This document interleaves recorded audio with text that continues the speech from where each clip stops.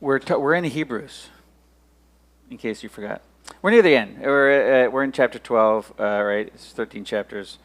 Last time, which has now been almost a month ago, we talked about the first two verses of chapter 12. It's where, after this great, symphony, let's say, of what is faith and these examples of the faith in Hebrews 11th, he culminates it with these two verses at the beginning of chapter 12 with this this great exhortation that the preacher of Hebrews has in mind. The reason he's been going through all this in chapter 11 is to bring this exhortation to them, and it's one that the Spirit still speaks to us today. And so I want to just read that, and then we'll dive into what the Lord has for us today.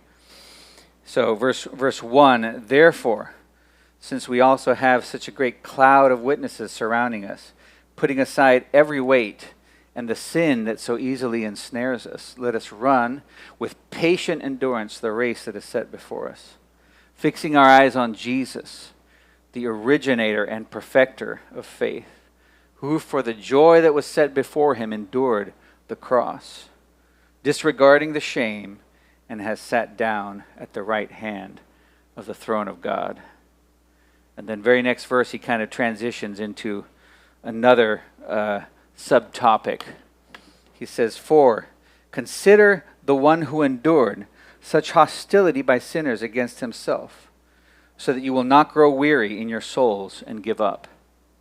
You have not yet resisted to the point of shedding your blood as you struggle against sin. And have you completely forgotten the exhortation which instructs you as sons? My son, do not make light of the Lord's discipline, or give up when you are corrected by him.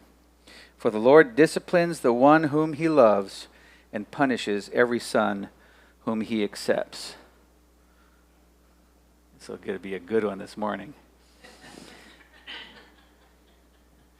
Verse 3 is this transition. You know, he said, fix your eyes on Jesus, the originator and perfecter of our faith. And then he says, by the way, you know, Jesus, verse 3, Jesus endured really severe opposition.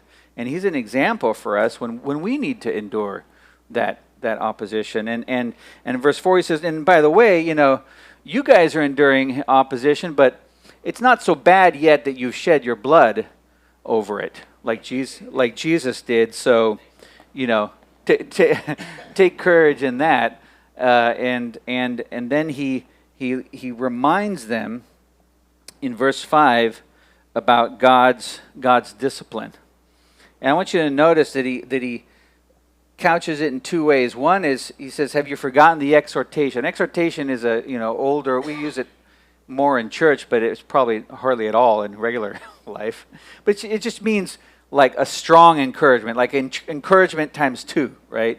It's not always a warning, but just some kind of strong encouragement. And so he says, hey, I want to tell you a strong encouragement that's in the Bible, and he quotes from Proverbs 3, and he says, by the way, you know, this Proverbs is talking about my son, and he says that applies to you all too. And just to make it clear, you know, you got to pick one, and back then they would usually pick son. Sometimes they'd say daughter, but it applies to both, right? So let's just get that out of the way. So if I'm saying son, ladies, you're probably used to that already, and just like I'm used to the fact that if it says bride, it's talking about me too. So if it says son, it's also talking about you ladies. So anyways, he says that have you completely forgotten this exhortation that instructs you as son? He's putting this in a parental framework, right? And he quotes from Proverbs 3:11 through 12. Don't make light of the Lord's discipline or give up when you're corrected. For the Lord disciplines the one whom he loves and punishes every son whom he accepts.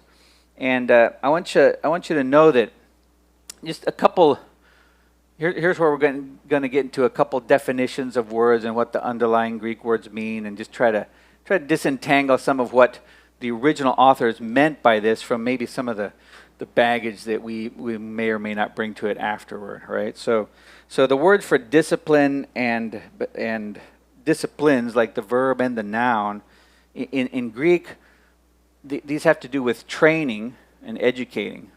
And it doesn't mean that it doesn't involve, maybe some correcting to get you to get the lesson, right? But so which is why discipline is an appropriate word. But I want you to know that like training and education for your good is what's behind this, right? That's the base. And then if you need a little extra kind of reminder, then okay, you might need some correction in order to get this lesson. But the point is to train you.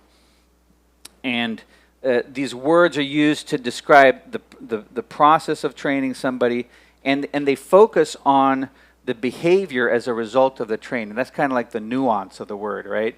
There's other words that kind of talk about the teaching or the education itself, but these kind of the nuance of these words tend to talk more about like the resulting behavior, the things that you change in your actions when you receive this discipline. And let's talk about punishes, because that's in there too, which is a loaded word more and more in our culture. Maybe not when I was a kid. And punish in English, it just means to inflict or impose some kind of penalty as a retribution for some offense, right? We automatically want to think towards corporeal punishment or unfair punishment or all these sorts of things. But the plain meaning of the word, even in English, is just like it is in the original language, is just, look, you did something and there's a consequence. And yeah, it might be a spanking, it might be a timeout, it might be you lose your video games, whatever. Those are all punishments. Even though we put other words around them, you're going to get a consequence, you're going to get a whatever. Right? Modern parenting does that more often than not. That's fine. It's okay. It's the way our culture is. But I don't want you to get hung up on this word like punishment. Oh no, it means he's going to whip me out behind the shed or something. No, where the setting is a parent wants the best for their child, and sometimes needs to reinforce the lesson somehow, and in an appropriate way, right? And so he's reminding them about this for a reason, which he goes into in the next verses. He says, endure it for discipline. The it there is the hardship, right? He just talked about the hardship that they've been enduring, even though they haven't shed blood over it yet, but it's still pretty hard. And he says, you endure it for discipline, meaning endure the hardship as discipline or training. Like, this is how you should receive it or accept it. This is the attitude you should have towards it. Whether God is bringing it to you or not, realize that it will train you. It will mold you. If you have the right attitude towards it, if you let God mold you in that process. And he says, receive it or endure it for discipline.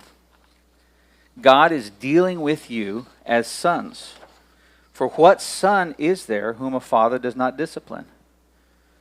But if you're without discipline, in which all legitimate sons have become participants. So all legitimate sons are participants in discipline, but if you're without it, then you're illegitimate and you're not a son. Furthermore, we've had our earthly fathers who disciplined us, and we respected them. Will we not much rather subject ourselves to the Father of spirits and live? For they, the earthly fathers, disciplined us for a few days according to what they thought was appropriate. But He, God, disciplines us for our benefit in order that we can have a share in His holiness. This sonship and discipline go hand in hand. It's God's children that get the discipline. If you don't have His discipline on you, then you're not a legitimate child. That's what He's saying. So when we see it, it's like, okay, this is what's going on. And He's making an argument. I've talked about this a few times before. It's a rabbinic technique, an argument from the lesser to the greater. which goes, hey, if it's true about the lesser thing, then it's even more true about the greater thing. So he says, hey, if it's true that we accepted discipline from our earthly fathers, and they did their best to train us and make sure that that our good character was formed in us, and that we turned out to be good members of society and all these things. If we accepted that from our earthly fathers, who are just earthly fathers, however good they might try to be, they don't compare to God. God, who's so much greater, how much more would we accept that from him? Right? That's the argument from the lesser to the greater. If it's true about our earthly fathers, then it's even more true about our heavenly Father, because he's greater in every way, not just his ability to do it, but his reasons for doing it, and the things that he can produce in our lives are so much greater. And so he says, he has this example of, hey, we accepted it from our fathers, how much more would we accept it from our heavenly Father? And then he ends this section here on discipline by saying something that I'm sure we've all can identify with. All discipline seems for the moment not to be joyful, but painful. But later, it yields the peaceful fruit of righteousness for those who are trained by it. This is a callback to that verse 7. Endure the hardship for discipline. Endure it for discipline. It says it's not joyful at the time. It seems painful, but it's for a good reason. And he says, therefore, strengthen your slackened hands and your weakened knees, and make straight the paths for your feet, so that what is lame will not be dislocated, but rather healed. He's kind of quoting, half alluding to some passages in Isaiah and in another one in Proverbs in there. It's for people that are that at the time right super familiar with the Bibles, his hearers, they would understand that. They would go like, oh yeah, he's alluding. It's like if I say I'll be back, everybody over a certain age here knows what I'm saying. You don't have to be told I'm quoting from a movie or I'm alluding to a movie, right? Because it's in our culture. So that's how it would have been for them. They would have heard him say these words, therefore strengthen your slackened hands and your weakened knees, and we're like, oh yeah, that's in Isaiah, because they had to memorize it when they were a kid. And make straight the paths for your feet. What is lame will not be dislocated. Oh yeah, that's in Proverbs. They would have realized, even if he's not quoting it exactly, that he's making an allusion to that. And so he ends this encouragement for them, saying, look, what you're enduring, because remember the context of this letter is that he's writing to people that are going through some hardship and some persecution. He's saying that here's how you need to approach this persecution. Take it as God's discipline, even though maybe he's not the one causing it. It's life. It's fallen other human beings that are causing all this, that are persecuting you. It's not what God wanted, but he can use it, right? He can win with any hand, right? He can take things that are bad, things that are not so great, and turn them for our good. And we just have to have the right attitude towards it. And that's what he's encouraging to do. Take this attitude of like, endure it as discipline. And God is doing that because he loves us. He's treating us as sons. If we weren't his sons and daughters, he wouldn't care. He'd say, do whatever you want, right? And so that's what he's saying here. Now, I want to dive into a few points now that we've kind of just covered the verses, dive into a few points on this. So the first I've kind of talked on a little bit is that we got to make a conscious effort to not burden these concepts of parental discipline and parental punishment that are mentioned here with whatever baggage those concepts carry for us, right? Due to personal experience, maybe we had terrible parents or terrible experience with good parents. An occasional, man, that was unfair, right? And or maybe you didn't have that experience yourself, but your friends did, or you've seen it on the news or whatever, right? Any of that stuff that comes up, if we're bringing that baggage to this and thinking, oh, that's what God's like, that's the kind of father he is or whatever, we got to make sure and separate those two. regardless of whatever we've either experienced as kids or seen in the world around us, God's not that way. What's being discussed here is, a good earthly parent and a good God, right? Many of us here, most of us here, are parents, and you absolutely just think about your own kids. You absolutely know where this passage is coming from. When you had to do something that was going to be unpleasant for them, and maybe unpleasant for you too, but you had a good reason because you needed to either protect them from harm or you needed to train their character. And it was going to be a hard lesson either way, right? And if you had more than one kid, that with some, it takes a spanking. And with others, you just got to give them a serious look and they already break down, right? And you know that what's appropriate and what's not, and where kids are going to be stubborn in some areas but fine in others, and all these things. And so this is the context we're talking about good-hearted parents that are disciplining their children for good reasons. They're not going crazy. And if we do that because we want our kids to have good character, if as adults we realize that what our parents were doing was because they wanted us to have good character, then how much more with God? And so this discipline protects from harm and forms character, and that's what God is in the business of doing with us, right? There's a point I can't let a 2-year-old learn the hard way to not cross the street when there are cars. I can't do that. I have to prevent, and I have to ingrain that. Maybe when he's a little older, I can explain it.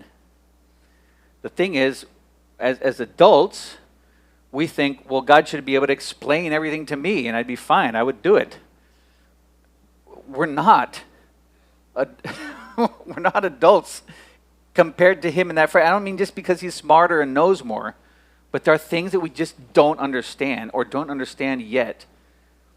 And sometimes it's just like, don't do it or that will really hurt you. If you do it, then you get hurt if you don't listen.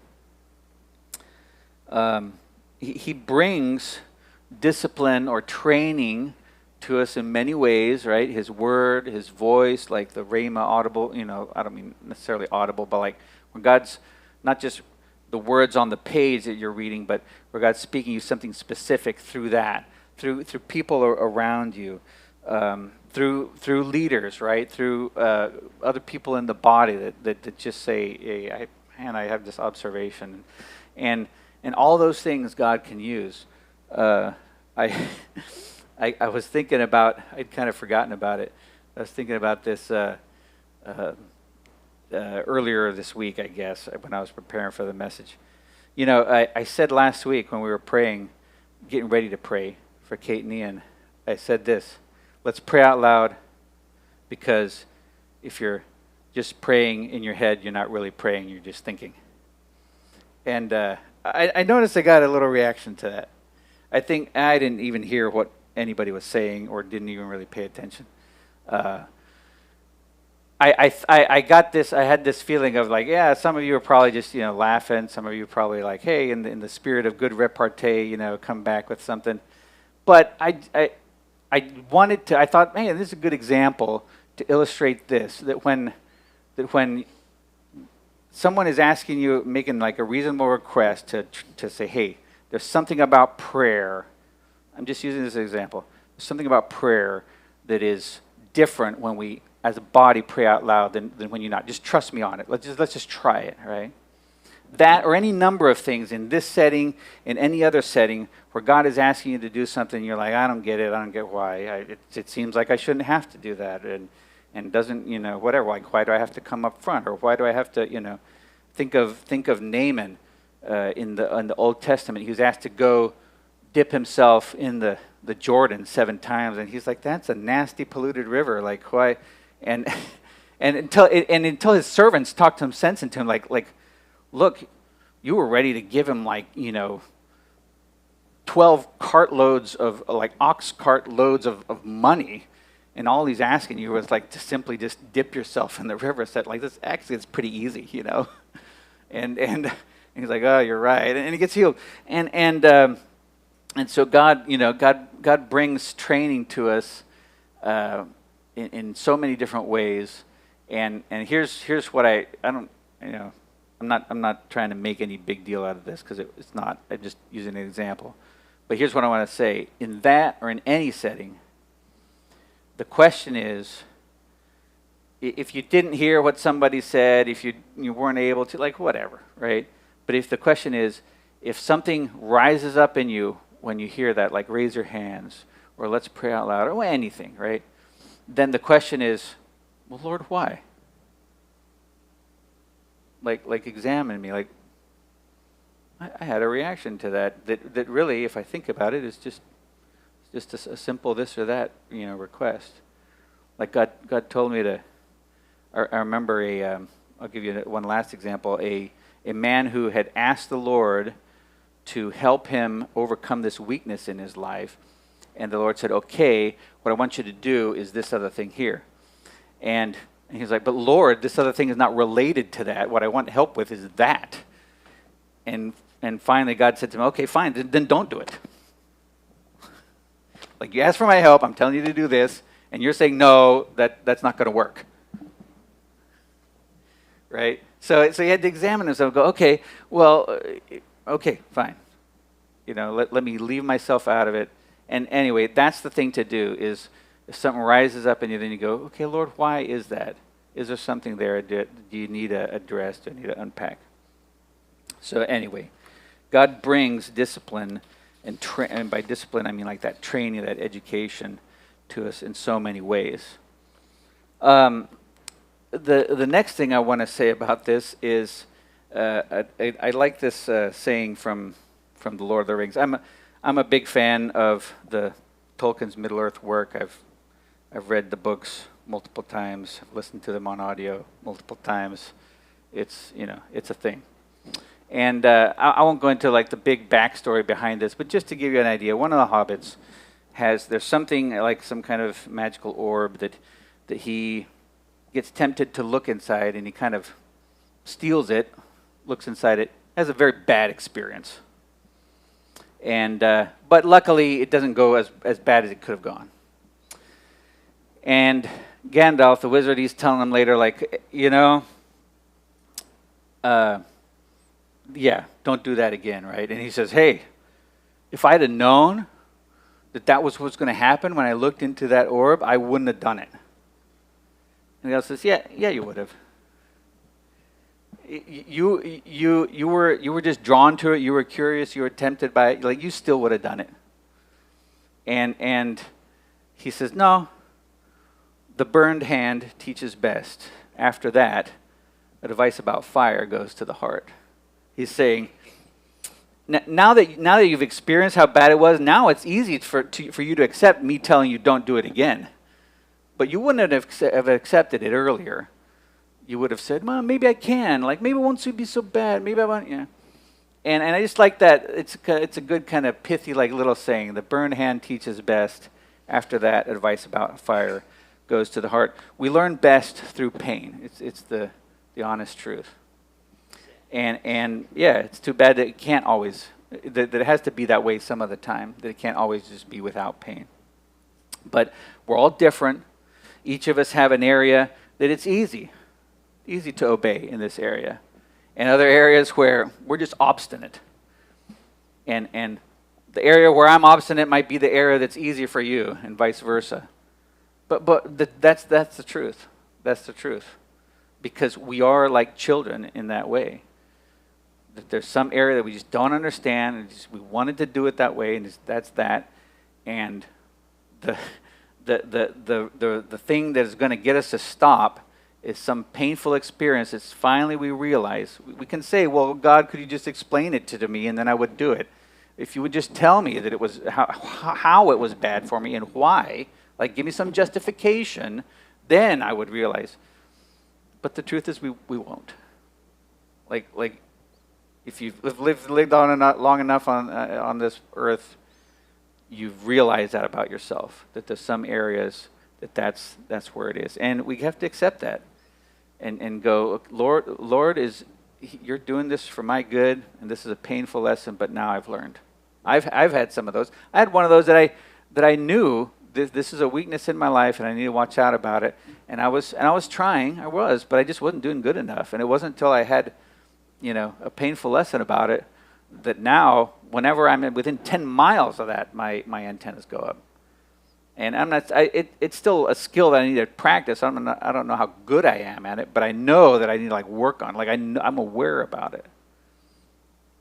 Does that make sense?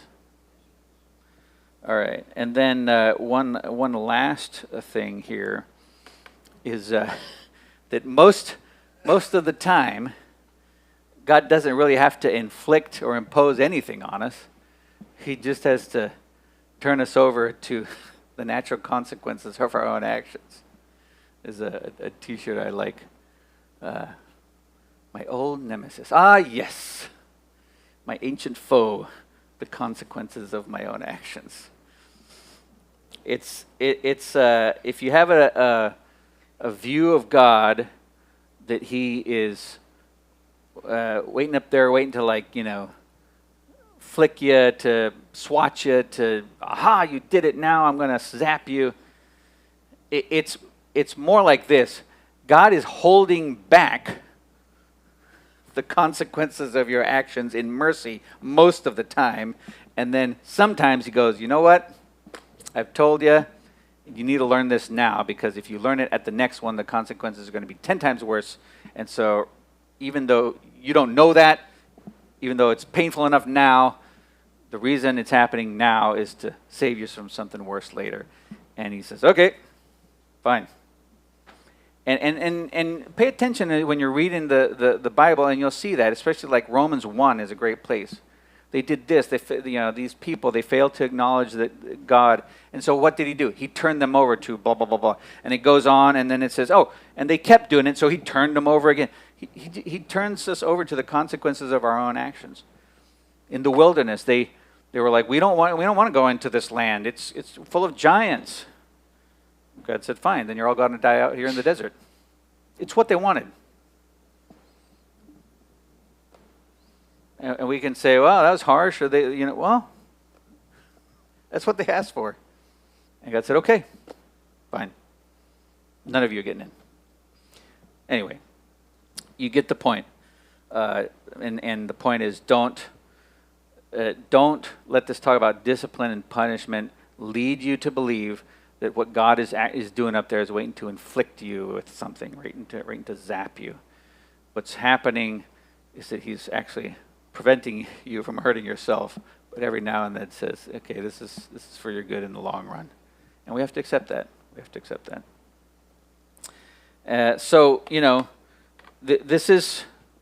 This topic is painful to dwell on, right? About discipline, and there's a good reason. Discipline is painful, and we think that once you turn 18, or sometimes earlier than that, you're beyond that painful discipline phase, right? Because your parents can't do that to you anymore. But flash news, if you didn't know, God is still our Heavenly Father and cares as much as your parents care. He cares so much more about your character. He's so much better at it, and it's forming God's character. He's forming us into the image of Christ. And Hebrews is not unaware of this, right? He says, not all discipline is joyful at the time. It's painful. But look, later it yields a good fruit. How you guys doing? All right. So I'll end with this section. This section, the last time, the first two verses, and what I'm going to talk about next is all about kind of enduring is the thread that runs through it. So I want to end with a few things. He talks now. He switches from God's discipline on an individual or maybe a corporate level, but individual application. Now he switches to, hey, let's talk about the group for a few things. And he says this: pursue peace with everyone and holiness, without which no one will see the Lord. take care that no one falls short of the grace of God, that no one growing up like a root of bitterness causes trouble, and by it many become defiled, that no one be a sexually immoral or totally world person like Esau, who for one meal traded his birthright.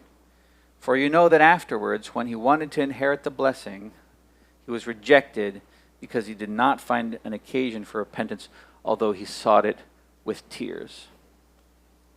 He sought it with tears. So I want you to notice a few words here. One, verse 14, pursue and everyone. Right? Pursuing means like you're it's not happening on its own. You're making a conscious effort. Avoiding someone is not making peace with them. It's the counterfeit, because you feel very peaceful when you're not around them. But it's a counterfeit. Because what's going to happen is that you'll be unprepared, and all of a sudden you'll be around that person when you were unprepared. And you'll wish, man, I wish I'd have kind of been prepared. I wish I'd maybe dealt with it earlier. It's uncomfortable, especially the worse it is as far as hurt or other things that can happen in relationships. But and I know it takes two to tango. Like you can do everything that you can, and in the end the other person might say no. Okay, fine. But that's not what this verse is talking about. What the other person might do. This verse is talking about what you need to do, and it's saying pursue. Right, go after it. Like put some effort into it, put your back into it. And with everyone. Not just the people that only hurt you a little, not just the people that you mostly like, not just people that you know you're going to see again. But as much as you can with everyone. And he says, and holiness. And holiness. And the context here of holiness is right, all these verses are talking about the community, the Christian relationships. Yeah. There's this aspect of it that without holiness, you're not going to see God. But he's bringing up holiness not just because that's between you and God. It's in the context of this community. There's a reason for community relationships that you should pursue holiness. Holiness is what? Being unique, being set apart. We're not going to be ever as unique and different as God is. But that's the one we're supposed to image. We're supposed to be set apart. And then in verse 15, he says, take care that, and he lists three things that he wants them to take care, to watch out, to make sure that these things don't happen. And they all have to do with the group. The first one is that no one falls short of the grace of God. We've heard some similar warnings in Hebrews about this already. Like there's a place where it could get really bad, where ultimately you fall short. So let's not go there. And he's putting it on the group, like look out for each other, that this doesn't happen. Then secondly, he says that no one growing up like a root of bitterness causes trouble, and by it many become defiled. This is something, right? Some little seed. It can be an unresolved conflict. It could be unaddressed wounds. It could be someone who's abandoning the faith. But some root that springs up in a group of bitterness, resentment, whatever, and it has an effect on a contaminating effect on the people around him. And we can't ignore that. And he's not saying here that there be no root of bitterness. I mean, he doesn't want there to be a root of bitterness. That's more addressed in the first one, that no one would fall short of the grace of God. But here he's addressing the consequences of that it would cause trouble and defile many. And then lastly, he says that no one be a sexually immoral or totally worldly person like Esau. The totally worldly, there's some translations say unholy. That word there just means it's the opposite of pure or holy. So like impure or common or unholy. Right? It's the opposite of that. So something that's just profane is a kind of an old-timey English word for for saying that. It doesn't mean profanity. It just means something that is like common, that's base, that's, it's not set apart and holy and special. It's just run of the mill. And he already said we should pursue holiness. So we shouldn't be worldly or common like Esau was. And sexual immorality, of course, includes not just physical acts, but you remember the Sermon on the Mount where Jesus says, this includes any kind of erotic fantasies involving anybody that you're not married to, right? And I know that women are also subject to this in whatever ways. I'm not a woman, so I'm not going to give the ladies a pass. But let's face it, fellas, we're the ones that this is, that suffer most from this, that are more, I don't know, let's call it predisposed. And what he's saying by bringing up Esau is that Esau, for the temporary pleasure of a meal, gave up his birthright, like his inheritance. He was hungry now, and he was like, this inheritance ain't going to feed me. Sure, you can have it. I'm just dying of hunger now. Which is it's a silly thing. But think about it. He's bringing that up in this context of sexual immorality, and he's saying, yeah, don't let a temporary pleasure of some kind rob you of what is so much more important in the future. And he ends this verse 17. If you don't know the story of Esau, is that he came home from out hunting and he was like famished, and he told Jacob, give me some. His brother was making some stew, and he said, give me some of that stew, and he says, I'll trade you your birthright for it. He's like, sure. And I'll trade you $1 million for it. Okay, $1 million that you're going to get, in 50 or 60 years when your dad dies. Okay, fine. What do I need with that? It's not going to feed me now, and then he gives it up. And later he did go back to Isaac, and he says, hey, is there some way to undo this? And Isaac's like, no. And that's the point. This is kind of once again in line with other warnings that we've heard in Hebrews. Like there becomes a point where if you continually reject and continually say no, where you're at the end of your life and it's too late if you keep doing that. I believe and I see in the Bible that God is the God of last minute saves. Like it's until you die, it's not too late. Look at the thief on the cross. But at some point you die and it is too late. And he's brought this up before in Hebrews. He's just saying, look, just don't let it go that far. Look out for each other. And there you have it. That's where he ends these kind of exhortations and encouragements and warnings. He says, man, look at Jesus, who was our example in faith, and follow him. And he says, by the way, the hardships that you're enduring now, Jesus showed us how to endure that. And what you should do is just treat it as God's discipline for your life. Realize that he loves you and this will be good for you. He'll make good out of it. And by the way, while you're doing all this, look out for each other. Like it's tough enough the world outside wants to do all these things to you. Look out for each other. Don't let each other be alone. Don't let bitterness creep in. Make sure you're working to be at peace with everyone. Make sense? How you guys doing? Okay. So here's what I got there. 5 questions that I just want to take a few minutes for us to let the Spirit speak to you through any of these questions. It might be some of them, it might be all of them, it might be one of them. But just the things we've talked about. What is your attitude towards hardship? Is it God is punishing me? I did something wrong. Why is this happening?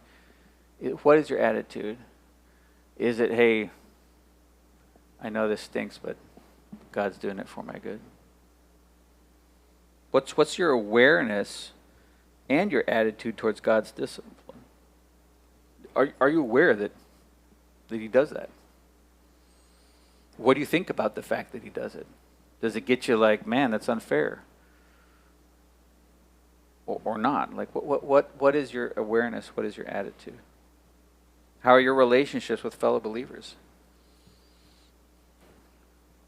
When I say pursue peace with everyone, what does the Spirit say?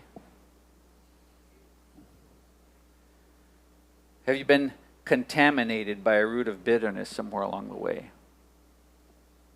I don't think anybody in here is that root of bitterness.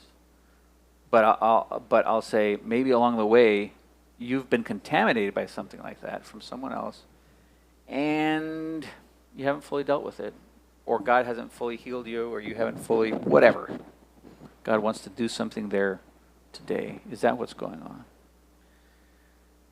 And lastly, in your life, and I don't want to make this just about sexual immorality, anything in your life, are you trading the promises of God, your future promises of God, for your own desires today? Something but I want this now, and those other promises are for whenever. And are you making that trade? So let's just take a few minutes here. I'll watch the time. Let's just take 2, 3, 4 minutes to just listen to the Lord. Listen to the Spirit. What is He saying through what Hebrews, what the preacher of Hebrews wrote back then to his audience? What is the Spirit saying to you today? Because this is a living word that still speaks. So let's just take a few minutes for that.